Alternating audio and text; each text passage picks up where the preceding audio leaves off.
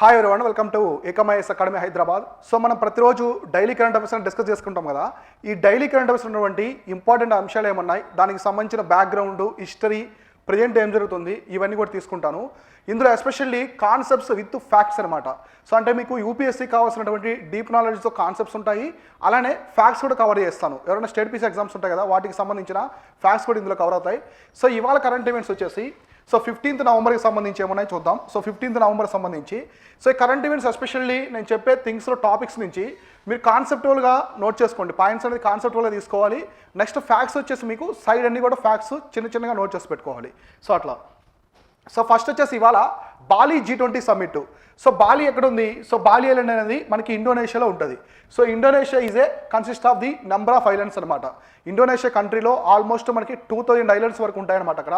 So ఇట్లా ఉంటాయి కదా, మన అండమాన్ నికోబార్ ఐలాండ్స్లో 230 ఉన్నాయి. అట్లా ఇండోనేషియాలో చాలా ఐలాండ్స్ ఉంటాయి. అందులో మేజర్గా కొన్ని ఐలాండ్స్ ఉంటాయి అన్నమాట, బాలి, సుమత్ర అట్లా ఉంటాయి.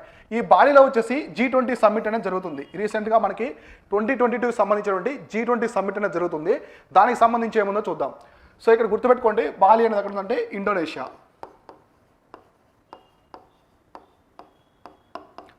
సో ఇండోనేషియాలో ఉంటుంది అనమాట Bali. Sumatra, Bali, Java islands ఉన్నాయి కదా, they are located in the Indonesia. So the 2022 G20 Bali Summit is set to held on the November 15th to 16th this year. So November 15th నుంచి 16th వరకు కూడా ఈ G20 summit అనేది జరుగుతుంది. The summit in Bali is the 17th meeting of the group of 20. So మామూలుగా G20 summits అనేది జరుగుతుండగా అందులో ఇది వచ్చేసి ఏంటంటే 17th అనమాట, 17వ మీటింగ్ అనమాట. గ్రూప్ 20కి సంబంధించినటువంటి ఇప్పటివరకు జరిగినటువంటి మొత్తం సమ్మిట్స్లో ఇది 17వ మీటింగు. తర్వాత countries that represent the 85% of the global GDP. So మొత్తం G20 countries 85% of the global జీడిపిని రిప్రజెంట్ చేస్తాయి. అలానే 75% ఆఫ్ ది గ్లోబల్ ట్రేడు, అంటే మనకి ప్రపంచ వాణిజ్యం ఉంది కదా, సో ప్రపంచ వాణిజ్యంలో మొత్తం 75% ఈ G20 కంట్రీసే రిప్రజెంట్ చేస్తాయి. అలానే జీడిపి అయితే 85%, నెక్స్ట్ మనకి ట్రేడ్ అయితే 75%, అలానే 66% of the global population. So ప్రపంచ జనాభాలో మొత్తం 66% గ్లోబల్ పాపులేషన్ని ఈ G20 కంట్రీసే రిప్రజెంట్ చేస్తాయి. ఈ పాయింట్ ఇక్కడ చూడండి, ఈ పాయింట్స్ అన్నీ కూడా స్టేట్మెంట్ ఆఫ్ క్వశ్చన్స్కి చాలా ఇంపార్టెంట్. సో ఒకటి 85% of the GDP, 75% of the global trade, 65% of the global population అయితే రిప్రజెంట్ చేస్తుంది. The G20 summit will be held in the so Nusa Dua, Bali, Indonesia. So exactly place ఏంటంటే Nusa దువా అనే ప్రాంతం అనమాట. ఇది బాలిలో ఉంది, ఇది ఇండోనేషియాలో ఉన్నటువంటి బాలి ఐలాండ్లో ఒక ప్రాంతం అనమాట. సో నూసా దువా అనే ప్రాంతంలో ఈ G20 సమ్మిట్ జరుగుతుంది. సో మేజర్గా ఆ ప్రాంతము బాలి కాబట్టి, సిటీ బాలి ఐలాండ్ కాబట్టి బాలి అని చెప్తున్నారు అనమాట. సో బాలి సమ్మిట్ అని చెప్తున్నారు. ఇది ఏ సమ్మిట్? 2022కి సంబంధించింది. సో 2022కి సంబంధించిన G20 సమ్మిట్. అదే 2023 సమ్మిట్ ఎక్కడ జరుగుతుందంటే ఇండియాలో జరుగుతుంది. సో ఇది కూడా నోట్అవుట్ చేసుకోండి. సో 2023 సో 2023 G20 సమ్మిట్ వచ్చేసి హెల్డ్ ఇన్ ఇండియా అనమాట, ఇండియాలో జరుగుతుంది. సో ప్రజెంట్ ఈ 2022 సమ్మిట్ వచ్చేసి ఇండోనేషియాలో బాలిలో జరుగుతుంది. ఈ పాయింట్స్ అనేవి చూసుకోండి. 85% of the global GDP, 75% of the international trade, next 65% of the global population అయితే G20 కంట్రీస్ రిప్రజెంట్ చేస్తాయి. Next Indonesia's presidency commenced on the December 1st, 2021. It will end during the summit. The theme for the event. So మీరు ఏ summit అయినా సరే, summit కావచ్చు, council కావచ్చు, ఇటువంటి meetings జరుగుతూ ఉంటాయి కదా, ఇవి జరిగేటప్పుడు you should know the main the theme అనమాట. సో అసలు ఆ సమ్మిట్ యొక్క మెయిన్ థీమ్ ఏముందో చూసుకోవాలి. సో ఇక్కడ థీమ్ ఏముంది? Recover together and recover stronger. So recover together and recover stronger, ఈ థీమ్ అనేది చాలా ఇంపార్టెంట్. థీమ్ ఒకటి, తర్వాత సమ్మిట్ జరిగే ప్లేసెస్ కావచ్చు.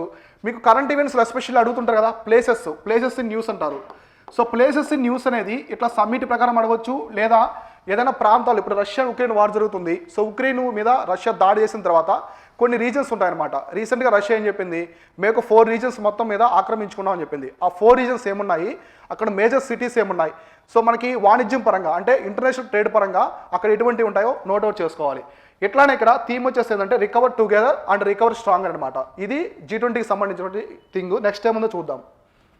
సో నెక్స్ట్ ఇప్పుడు 2022 సంబంధించిన G20 సమ్మిట్ జరుగుతుంది కదా, దానికి సంబంధించిన మెయిన్ టార్గెట్స్ ఉంటాయి. ప్రతి ఒక్క సమ్మిట్కి కొన్ని టార్గెట్స్ ఉంటాయన్నమాట.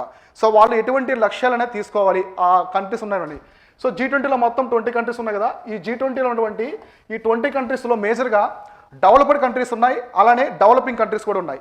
సో డెవలప్డ్ అండ్ డెవలపింగ్ అంటే ఎమర్జింగ్ ఎకనమీస్ ఉన్నాయి కదా, ఇండియా కావచ్చు, మనకి చైనా, ఇట్లాంటి కంట్రీస్ కూడా ఇందులో ఉన్నాయి. సో తర్వాత వీళ్ళు మెయిన్గా ఈ G20 అజెండా ఏంటి? సో మామూలుగా మనకి 2021 G20 సమ్మిట్ అనేది ఇటలీలో జరిగింది.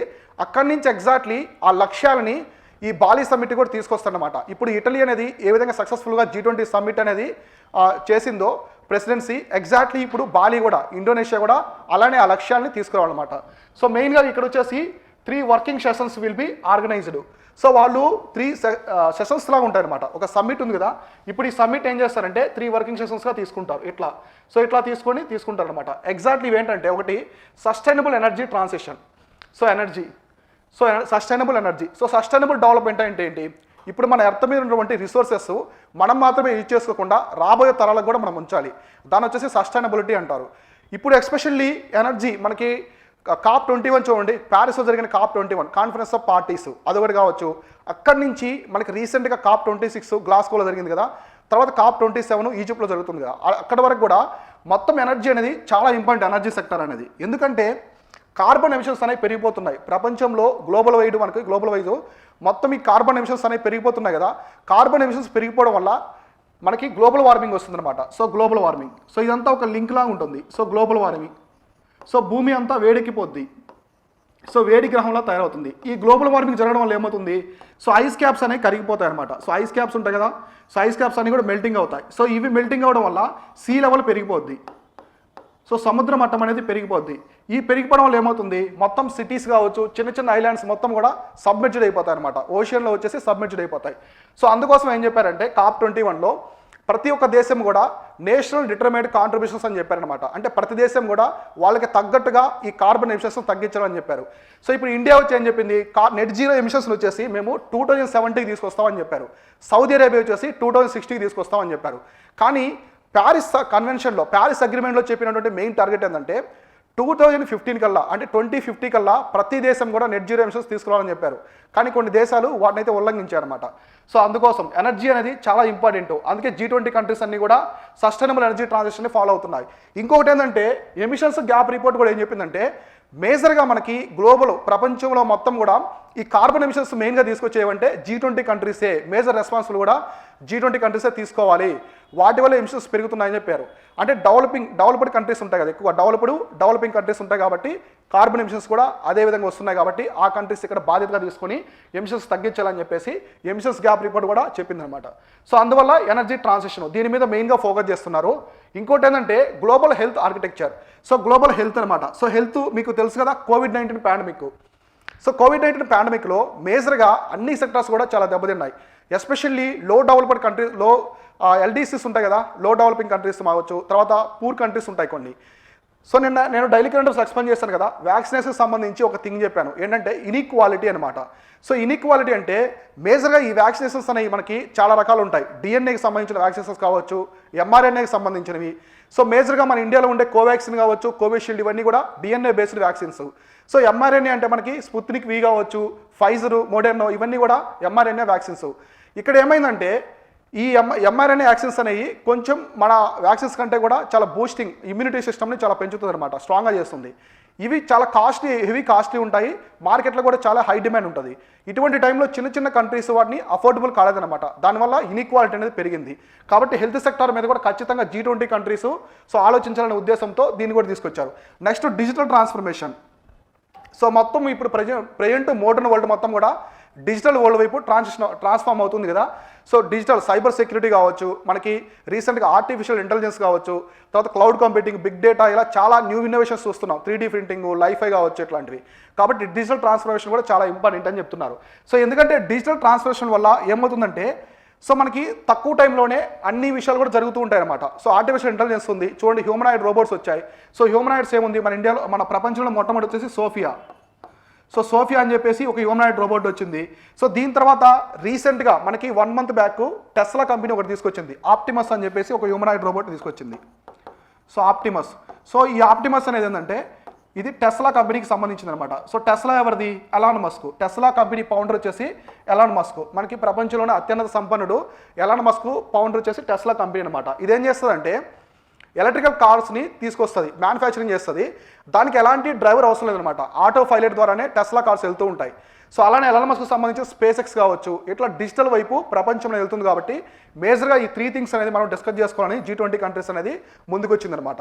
సో తర్వాత ఇంకా the 2022 summit is especially important for India since it will be taking the G20 presidency from the Indonesia from the December 1, 2022.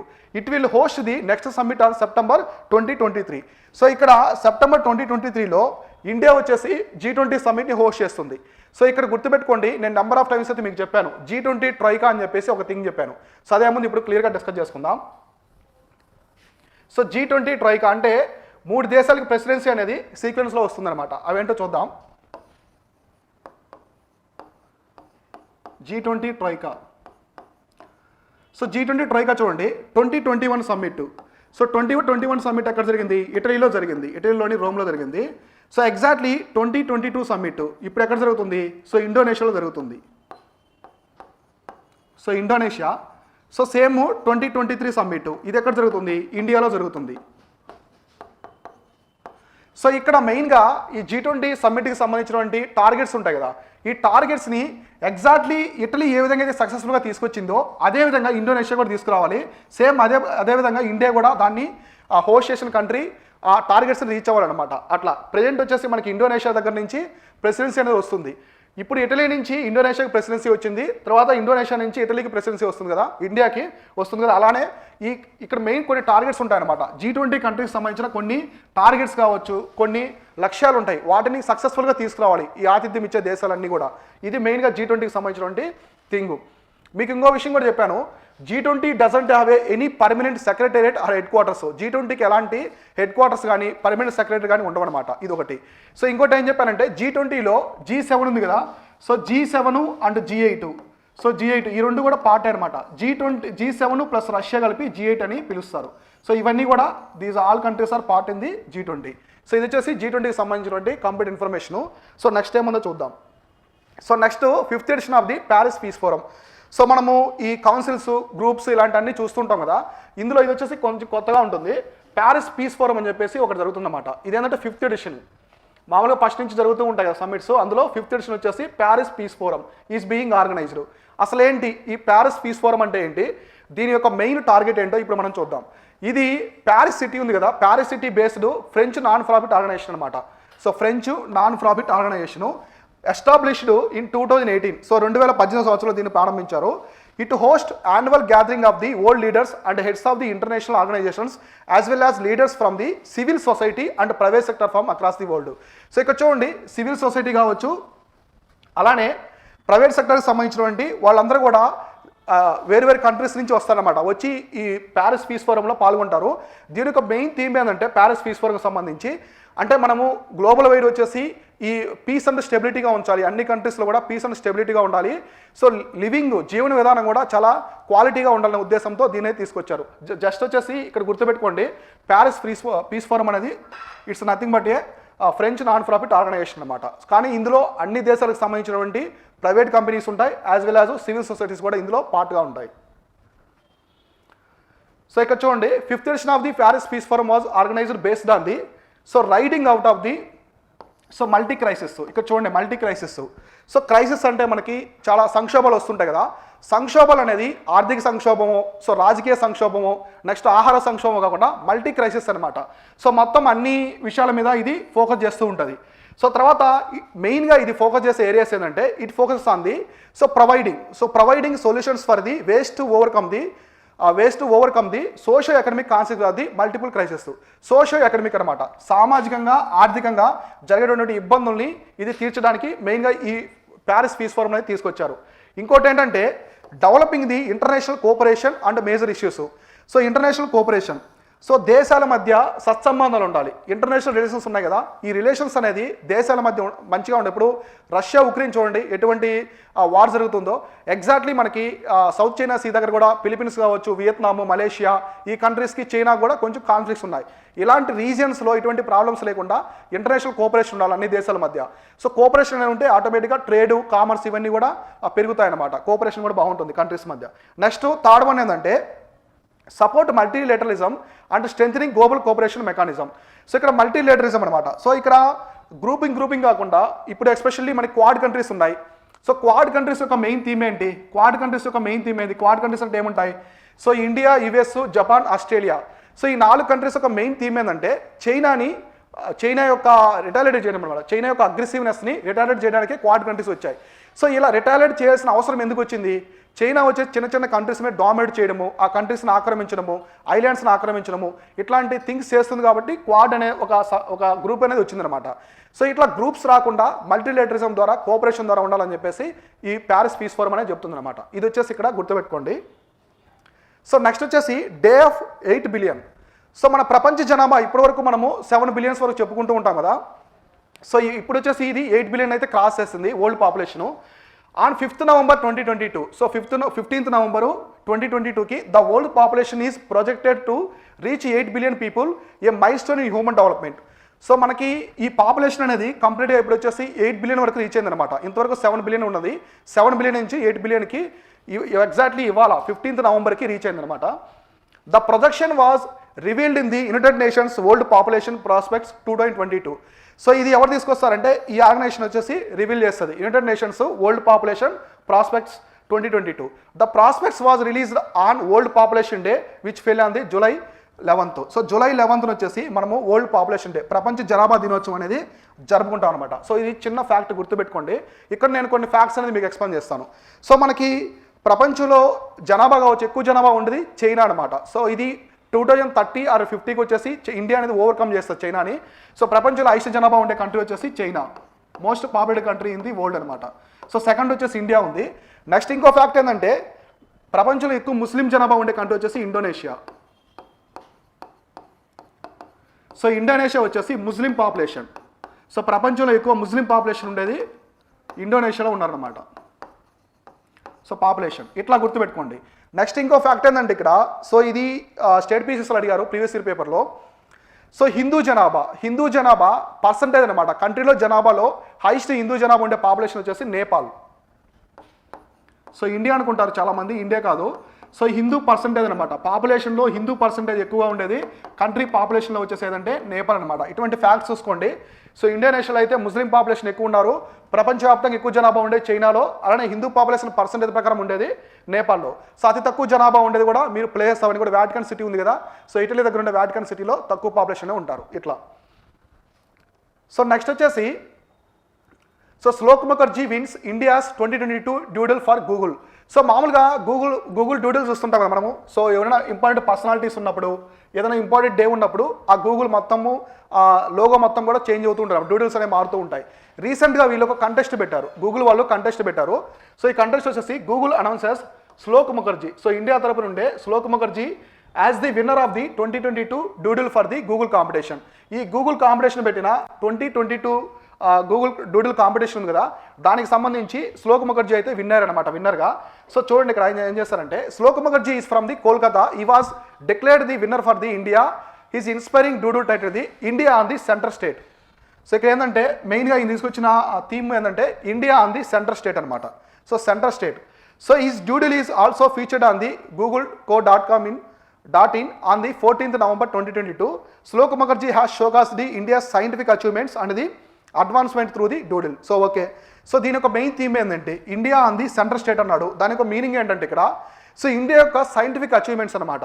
So India యొక్క సైంటిఫిక్ అచీవ్మెంట్ మనకి స్వాతంత్రం వచ్చిన తర్వాత ఆఫ్టర్ 1947, సో 1952 నుంచి మనకి స్పేస్ పరంగా ఇండియా అనేది దూసుకుపోతుంది.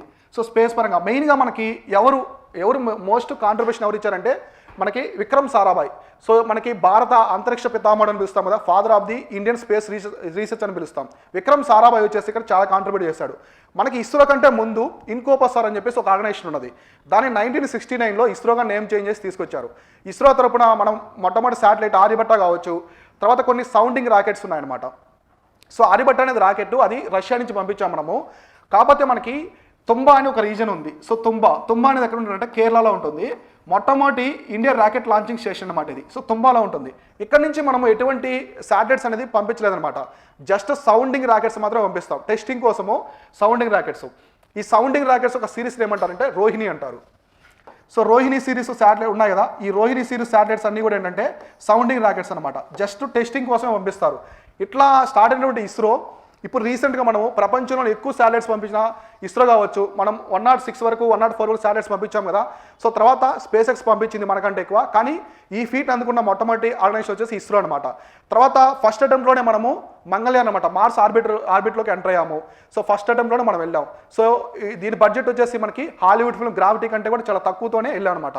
సో నెక్స్ట్ ఇంకా చంద్రయాన్ 2, సో జస్ట్ మనం కొంచెంలో మిస్ అయ్యాం కదా, చంద్రయాన్ 2 కావచ్చు. ఇట్లాంటి ఈ గ్లోబల్ స్పేస్ ఎకానమీలో ఇండియా కూడా చాలా మంచి ఆదరణతో ఉందన్నమాట. ఇట్లా ఈ సైంటిఫిక్ అచీవ్మెంట్స్ మొత్తం కూడా ఆయన డ్యూటీలను తయారు చేసి గూగుల్ అయితే ఫస్ట్ ప్రైజ్ అయితే తీసుకొచ్చారనమాట టాప్. సో నెక్స్ట్ వచ్చేసి Kerala tourism own responsible tourism global award. So రీసెంట్గా వరల్డ్ గ్రీన్ సిటీ అవార్డ్స్ ఇచ్చారు. So world green city awards ఇచ్చారు. దీనికి ముందు హైదరాబాద్ వచ్చేసి టాప్ విన్నర్గా వచ్చింది. ఎస్పెషల్లీ హైదరాబాద్ ఏ కేటగిరీలో వచ్చిందంటే మనకి ఎకనమీ ఉంది కదా, ఎకనమీ యొక్క గ్రోత్ ప్రకారం వచ్చిందనమాట. ఈ హైదరాబాద్కి ఎందుకు ఇచ్చారంటే ఆ కేటగిరీలో ఈ సిటీ డిజైన్ అన్నమాట, సిటీ డిజైన్ కావచ్చు, వాళ్ళు చేసిన విధానము అంతా కూడా ప్రపంచంలో ఏ సిటీకి లేదు. ఎస్పెషల్లీ హైదరాబాద్తో పోటీ పడిన సిటీస్ వచ్చేసి ప్యారిస్ కావచ్చు, మెక్సికన్ సిటీ, బొగోటో, మనకి మాంట్రియల్ కావచ్చు, ఈ సిటీస్ అన్ని పోర్టులేజో సిటీస్ ఉన్నాయి కదా, ఇవన్నీ పోటీ వచ్చినప్పుడు కూడా హైదరాబాద్ వచ్చి టాప్ ప్లేస్లో వచ్చింది. ఎందుకంటే మీరు అవుటర్ రింగ్ రోడ్ చూడండి, హైదరాబాద్ అవుటర్ రింగ్ రోడ్డు మొత్తం గ్రీనరీ ఉంటుంది, చాలా అందంగా ఉంటుంది. సిటీలో ఎటువంటి డిస్టర్బెన్స్ లేకుండా సిటీని అయితే డిజైన్ చేశారనమాట. అందువల్ల వరల్డ్ గ్రీన్ సిటీ అవార్డులో హైదరాబాద్కి ప్రపంచంలోనే ఆ కేటగిరీలో వచ్చేసి ఫస్ట్ ప్రైజ్ వచ్చింది. ఎగ్జాక్ట్లీ సేమ్ అలానే మన కేరళ టూరిజం ఇంటూ ఉంటాం కదా, కేరళ గాడ్స్ ఓన్ కంట్రీ అంటారు కేరళని. సో కేరళ టూరిజంకి ఈ అవార్డు వచ్చిందన్నమాట, రెస్పాన్సిబుల్ టూరిజం గ్లోబల్ అవార్డు అనేది World Travel Mart. So World Travel మార్ట్లో వీళ్ళు ఈ అవార్డు అనేది ప్రకటించారు. ఇదేంటో చూద్దాం. The Kerala tourism has bagged the prestigious responsible tourism global award at the World Travel Mart in held London. So ఎక్కడ జరిగిందంటే ఇది వరల్డ్ ట్రావెల్ మార్ట్ అనేది లండన్, యూకేలోని లండన్లో జరిగింది. అక్కడ ఈ అవార్డు అనేది కేరళకి ఇచ్చారు. అవార్డు ఇచ్చారు, ఓకే. దేన్ని బేస్ చేసుకుని అవార్డు ఇచ్చారంటే ఒక ప్రాజెక్ట్ అనమాట, కేరళ గవర్నమెంట్ తీసుకొచ్చిన స్ట్రీట్ ప్రాజెక్ట్ అనే ఉదాహరణ తీసుకొచ్చారు. ఈ స్ట్రీట్ ప్రాజెక్ట్ మెయిన్లీ ఏంటంటే implemented by the responsible tourism mission under the Kerala government. So Kerala రాష్ట్ర ప్రభుత్వం దీన్ని తీసుకొచ్చింది. మెయిన్గా దీని యొక్క థీమ్ ఏంటంటే street is acronym for the sustainable tangible responsible experimental ethnic and tourism hubs. So which was implemented by the responsible tourism mission under the government of Kerala on March 31, 2022. So ఈ టైంలో తీసుకొచ్చారు. ఈ స్ట్రీట్ ప్రాజెక్ట్ వచ్చేసి March 31, 2022లో తీసుకొచ్చారు. So especially Kerala టూరిజంలో geography పరంగా కొన్ని terms ఉంటాయి. Especially యూపీఎస్సీలో 2-3 times repeat అయింది ఆ టర్మ్ వచ్చేసి, అదేంటంటే కాయల్స్. సో కాయల్స్ అంటారు. కాయల్స్ అంటే బ్యాక్ వాటర్స్ అనమాట, back waters. So back waters of Kerala. So మనం మూవీస్లో చూస్తుంటాం, ఎక్కువ మూవీస్ కావచ్చు ఇట్లా చూసినప్పుడు కేరళలో ట్రాన్స్పోర్ట్ అనేది ఆల్మోస్ట్ ఎక్కువగా 80% of the transport in Kerala on the water అనమాట. ఎక్కువ బోట్స్లో వెళ్తూ ఉంటారు. ఎందుకు బోట్స్లో వెళ్తారంటే మనకి ఓషియన్ నుంచి కొన్ని వాటర్ అనేవి బ్యాక్ సైడ్ వస్తాయన్నమాట, వచ్చి ఒక చిన్న చిన్న లేక్స్గా ఫామ్ అవుతూ ఉంటాయి. వాటిని ఏమంటారంటే కాయల్స్ అంటారు. బ్యాక్ వాటర్స్ ఆఫ్ కేరళ వచ్చేసి కాయల్స్ అంటారు. These are the major attraction of the tourism in Kerala. So కేరళలో టూరిజంకి మెయిన్ అట్రాక్షన్ ఏంటంటే కాయల్స్ అనమాట. ఇక్కడ బోట్ రేసింగ్ కావచ్చు, బోట్ రేసింగ్ చూస్తుంటారు కదా, బోట్ రేసింగ్ ఇట్లా జరుగుతూ ఉంటాయి కదా. ఇట్లా టూరిజం అనేది చాలా ఫేమస్. బోట్స్ ఉంటాయి, కొన్ని హౌసింగ్ బోట్స్లా ఉంటాయి. మనకి జమ్మూ అండ్ కాశ్మీర్లో దాల్ లేక్లో ఉండే హౌసింగ్ బోట్స్ లాగా ఎగ్జాక్ట్లీ సేమ్ అలానే కేరళలో ఉంటాయి. కాబట్టి కేరళ టూరిజం అనేది చాలా ఉందన్నమాట. నెక్స్ట్ కేరళలో మనకి కాఫీ తోటలు చూస్తుంటాం, కాఫీ ప్లాంటేషన్స్ కావచ్చు. ఇంకా నెక్స్ట్ కొన్ని ఫెస్టివల్స్ ఉంటాయి, పూరం ఫెస్టివల్స్ అని చేస్తూ ఉంటారు. పూరం ఫెస్టివల్స్, త్రిశూర్ పూరం. సో ఈ ఫెస్టివల్స్, పూరం ఫెస్టివల్స్ కూడా ఎక్కడ చేస్తారంటే, సో పూరం ఫెస్టివల్స్ కూడా కేరళలో చేస్తూ ఉంటారు. నెక్స్ట్ మనకి కాఫీ ప్లాంటేషన్స్ కావచ్చు. నెక్స్ట్ హిల్ స్టేషన్స్ ఉన్నాయి కదా, హిల్ స్టేషన్స్ ఏమున్నాయి, Anaimudi. So Anaimudi peak is the highest peak in the western Ghats and as well as the highest peak in south India also. So south ఇండియాలో కావచ్చు, మనకి దక్షిణ భారతదేశంలో, అలానే కేరళలోనే హైయెస్ట్ పీక్ వచ్చేసి అనైముడి అనమాట. ఓవరాల్ వెస్టర్న్ ఘాట్స్లో మొత్తం కూడా హైయెస్ట్ పీక్ వచ్చేసి Anaimudi. So it is the highest peak in Anaimalai hills. So ఇది గుర్తుపెట్టుకోండి. ఇట్లా కేరళకు వచ్చేసి రెస్పాన్సిబుల్ టూరిజం గ్లోబల్ అవార్డు అయితే ఇచ్చారు. సో నెక్స్ట్ కరెంట్ ఈవెంట్ వచ్చేసి స్టాట్యూ ఆఫ్ ప్రాస్పెరిటీ. యాక్చువల్గా నేను ఈ కాన్సెప్ట్ నేను ఎక్స్ప్లెయిన్ చేద్దాం అనుకున్నాను, మిస్ అయింది ఇది. సో ఇవాళ చెప్తాను చూడండి. మన ఇండియాలో రీసెంట్గా చాలా స్టాట్యూస్ వచ్చాయి. స్టాట్యూ ఆఫ్ యూనిటీ ఒకటి చూసాము, statue of unity, statue of equality. Statue of unity ఎవరికి సంబంధించింది? స్టాట్యూ ఆఫ్ యూనిటీ వచ్చేసి statue of the Sardar Vallabhbhai Patel. So అలానే స్టాట్యూ ఆఫ్ ఈక్వాలిటీ వచ్చేసి రామానుజాచార్యులకు సంబంధించింది, ఇది హైదరాబాద్లో ఉంది. స్టాట్యూ ఆఫ్ యూనిటీ వచ్చేసి మనకి గుజరాత్లో ఉంది. ఓకే, ఇప్పుడు స్టాట్యూ ఆఫ్ ప్రాస్పెరిటీ అని వచ్చింది. సో ఇది వచ్చేసి ఎక్కడంటే కర్ణాటక బెంగళూరు సిటీలో తీసుకొచ్చారు, కర్ణాటకలో. సో మేజర్ ఈ స్టాట్యూ ఎవరిదంటే చూడండి, prime minister Narendra Modi unveiled the 108 feet tall bronze statue. So bronze statue అనమాట, కంచు విగ్రహం అంటాం కదా మనం, of the Shri Nadaprabhu Kempegowda. So Nadaprabhu Kempegowda ఈ స్టాట్యూ ఎవరిదంటే కెంపగౌడ గారిది. బెంగళూరు సిటీలో తీసుకొచ్చారు, మన నరేంద్ర మోడీ గారు ఓపెన్ చేశారు. The statue of Prosperity is made to commemorate the contribution of the Nadaprabhu Kempegowda, who is the founder of Bengaluru. So Bengaluru city యొక్క ఫౌండర్ వచ్చేసి ఎవరంటే కెంపగౌడ అనమాట. ఈ కెంపగౌడ అనే వ్యక్తి ఎవరు, అసలు ఎవరంటే ఈయన విజయనగర ఎంపైర్ ఉంది కదా, సో విజయనగర ఎంపైర్లో ఒక చీఫ్ ఎస్టేట్, ఈయన వచ్చి ఒక అధిపతి అనమాట. సో దానికి సంబంధించిన ఫ్యాక్ట్స్ ఏమన్నా ఇప్పుడు చూద్దాం. The statue was conceptualised and sculpted by the Ram Vanji Sutar. So మీకు తెలుసు కదా, రామ్ వంజీ సుతార్ అనే వ్యక్తి చాలా ఫేమస్ శిల్పి అనమాట మన ఇండియాలోనే. ఈయనకి పద్మభూషణ్ అవార్డు కూడా ఇచ్చారు. సో పద్మభూషణ్ అవార్డు కూడా ఇచ్చారు. స్టాట్యూ ఆఫ్ యూనిటీ ఉంది కదా, సర్దార్ వల్లభాయ్ పటేల్కి సంబంధించిన స్టాట్యూ ఆఫ్ యూనిటీ కావచ్చు, నెక్స్ట్ బెంగళూరు విధానసభలో ఉండే గాంధీ స్టాట్యూ, రెండు కూడా ఎవరు డిజైన్ చేశారంటే రామ్ వంజీ సుతార్ డిజైన్ చేశారు. Who was also created the Statue of Unity and Statue of Prosperity is made with the 98 tons of the bronze స్టీల్తో తయారు చేస్తున్నారు. ఈ విషయాలు పక్కన పెట్టేస్తే ఇప్పుడు ఇది వచ్చే స్టాట్యూ అనమాట. కంప్లీట్గా స్టాట్యూ యొక్క డిజైను కెంపగౌడ గారికి సంబంధించింది. ఇక్కడ చూడండి, Nadaprabhu Hiriya Kempegowda is also known as the Kempegowda. ఈయన షార్ట్కట్లో నేమ్ అనేది కెంపగౌడ అని పిలుస్తారు. He was the chieftain under the Vijayanagara empire. ఈ పాయింట్ ఇంపార్టెంట్. సో ఈయన వచ్చేసి విజయనగర ఎంపైర్లో వన్ ఆఫ్ ది అధిపతి అనమాట. కొన్ని రాజ్యాలకి అధిపతిగా ఉంటారు కదా, ఇప్పుడు మెయిన్గా విజయనగర ఎంపైర్ ఉంటుంది, చిన్న చిన్న రాజ్యాలకి అధిపతులు ఉంటారు. అట్లా ఈయన బెంగళూరు సిటీ ఉన్నటువంటి ప్రాంతంలో ఈయన వచ్చేసి అధిపతి అనమాట. అక్కడ the capital of Karnataka Bengaluru was fortified by the Kempegowda in the 1537. So మేజర్గా ఈ బెంగళూరు సిటీని డెవలప్ చేసింది ఎవరంటే, అంటే సిటీ అంటే ఆ టైంలో, సో మేజర్గా ఫౌండర్ ఆఫ్ ది బెంగళూరు ఎవరంటే కెంపగౌడ అనమాట. సో విజయనగర ఎంపైర్ టైంలోనే 1537లో ఆ సిటీ మొత్తాన్ని కూడా ఆయన చేశాడు అనమాట, మొత్తం నిర్మించాడు. తర్వాత he erected many Kannada inscriptions. So మనకి శాసనాలు ఉన్నాయి కదా, కన్నడకు సంబంధించిన శాసనాలు కూడా ఈయన తీసుకొచ్చాడు. Kempegowda was also one of the most well educated rulers in the all time. So మన ఇండియాలో ఉన్నటువంటి మొత్తం చరిత్రలో ఈయన వచ్చేసి one of the most educated person అనమాట. సో ఉన్నటువంటి ఎడ్యుకేషన్ పర్సన్లో ఈయన one of the most educated. ఇక్కడ చూసారు కదా స్టార్ట్, ఈయన వచ్చేసి కెంపగౌడ. మనకి బెంగళూరులో ఎయిర్పోర్ట్ ఉంది కదా, సో బెంగళూరులో ఉన్నటువంటి ఎయిర్పోర్ట్ కూడా ఈయన పేరు మీదే ఉంటుంది. సో కెంపగౌడ ఇంటర్నేషనల్ ఎయిర్పోర్ట్ అని చెప్పేసి పేరు ఈయన పేరు మీదే ఉంటుంది అనమాట, కెంపగౌడ పేరు మీదే. సో ఇట్లా ఈయన పేరు మీద. నెక్స్ట్ మీకు మైసూర్ తెలుసు కదా, Mysore. So Mysore founder of the Mysore ఎవరంటే హైదర్ అలీ. సో టిప్పు సుల్తాన్ వాళ్ళ నాన్న ఉన్నారు కదా హైదర్ అలీ, ఆయన వచ్చేసి founder of the Mysore empire అనమాట, founder of the Mysore empire. అయితే మైసూర్ సిటీని తర్వాత వడయార్స్ కూడా బాగా డెవలప్ చేశారు, వడయార్స్ కూడా దీన్ని డెవలప్ చేశారు, ఈ గుర్తుపెట్టుకోండి. సో నెక్స్ట్ వచ్చేసి ప్రస్థాన్. రీసెంట్గా ప్రస్థాన్ గురించి మనం ఇంతకుముందు కూడా డిస్కస్ చేసుకున్నాం, కాబట్టి ఇప్పుడు ఎందుకు డిస్కస్ చేసుకున్నామంటే, సో ప్రస్థాన్ చూడండి, ఇది ఒక ఎక్సర్సైజ్ అనమాట. So Indian navy conducted the structured exercise to evaluate the organizational effectiveness of the protecting offshore assets. So మనకి ఆఫ్ షోర్ అసెట్స్ ఉంటాయి కదా ముంబై దగ్గర, ఇది ముంబై దగ్గర కండక్ట్ చేస్తున్నారు ప్రస్థాన్ ఎక్సర్సైజ్ ప్రెజెంట్. ఈ ప్రస్థాన్ ఎక్సర్సైజ్ ఇంతకుముందు వచ్చేసి కృష్ణా గోదావరి బేసిన్ దగ్గర కూడా కండక్ట్ చేశారు. ఎక్కడంటే KG basin. So KG basin దగ్గర కూడా ఇక్కడ కూడా కండక్ట్ చేశారు. ఇప్పుడు వచ్చేసి ముంబై దగ్గర చేస్తున్నారు అనమాట. ఎస్పెషల్లీ ఎక్కడంటే ఓఎన్జీసీ, ఇక్కడ ఓఎన్జీసీ ప్లాట్ఫామ్ ఉంది, అక్కడ కండక్ట్ చేస్తున్నారు. సముద్రానికి 150 kilometers అక్కడ వచ్చేసి ఓఎన్జీసీ బేసిన్ ఉంది. The exercise was named the Prasthan by the Indian navy. So Indian navy వచ్చేసి దీనికి ప్రస్థాన్ అని చెప్పేసి పేరు పెట్టారు. The Prasthan is conducted twice a year. So ఇది 2 సార్లు కండక్ట్ చేస్తారు సంవత్సరానికి. So headquarters, aegis of headquarters western naval command. So మామూలుగా వెస్టర్న్ నావల్ కమాండ్, ఇక్కడ చూడండి western naval command, eastern naval command. So last time ఎక్కడ conduct చేశారు ఈ ప్రస్థాన్ ఎక్సైజ్ని? ఈస్టర్న్ నావల్ కమాండ్లో ఎక్సైజ్ చేశారు. సో ఈస్టర్న్ నావల్ కమాండ్ ఎక్కడ ఉంది? మనకి వైజాగ్, విశాఖపట్నంలో ఉందన్నమాట. సో ఇక్కడ కండక్ట్ చేశారు.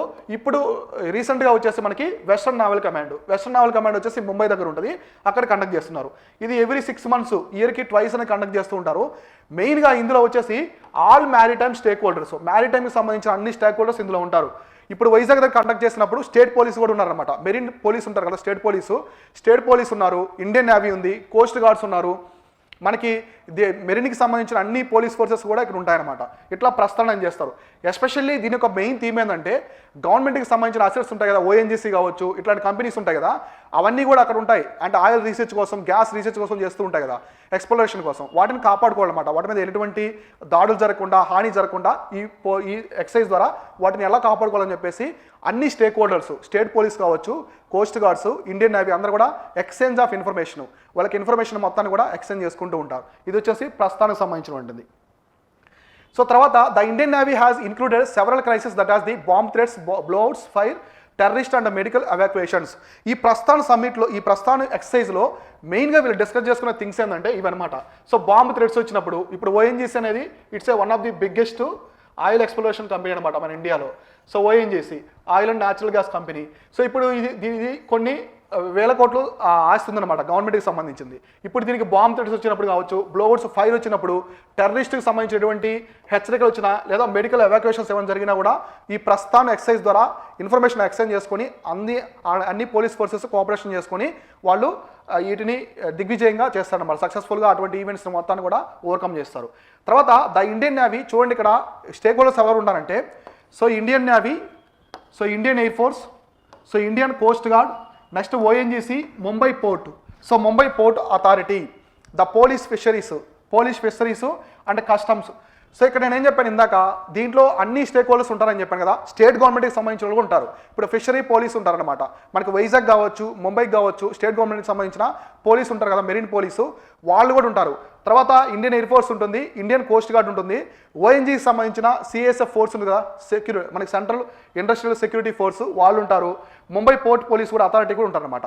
అంటే ఇక్కడ ఆల్ స్టేక్ హోల్డర్స్ మొత్తం అందరూ కూడా పాల్గొని, సో ఇందులో మొత్తం ఈ అసెట్స్ని, గవర్నమెంట్కి సంబంధించిన అసెట్స్ మొత్తాన్ని కూడా కాపాడుతూ ఉంటారు. ఇది వచ్చేసి మేజర్గా ప్రస్తుతానికి సంబంధించింది. సో ఓవరాల్గా ఇవి వచ్చేసి ఇవాటి daily current affairs. So next రేపు ఇంపార్టెంట్ డైలీ కరెంట్ అఫైర్స్ అనేవి మనం ఒక్కొక్కటి క్లియర్గా డిస్కస్ చేసుకుందాం. సో దాంతోపాటు రేపు నేను ప్రిలిమ్స్ క్వశ్చన్స్ కూడా తీసుకుంటాను, కొన్ని స్టాటిక్ నుంచి కావచ్చు, లేదా కరెంట్ ఈవెంట్స్ నుంచి ప్రిలిమ్స్ క్వశ్చన్స్ కూడా తీసుకొని క్లియర్గా అయితే ఎక్స్ప్లెయిన్ చేస్తాను. Thank you all.